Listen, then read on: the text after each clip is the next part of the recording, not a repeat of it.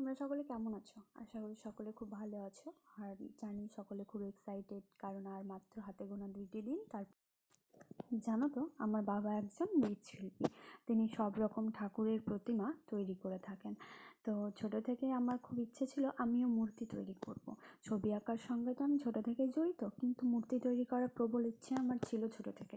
কিন্তু তা আর হয়নি, কারণ যখনই বাবার কাছে যেতাম, বাবা আমাকে শিখিয়ে দাও, তখনই বাবা বলতো যাও তুমি পড়তে বসো, ছবি আঁকো, এগুলো কাজ তোমার না। তো যাই হোক, আজকে আমি তোমাদের সাথে শেয়ার করব মা সরস্বতীর একটি শিশু মূর্তি।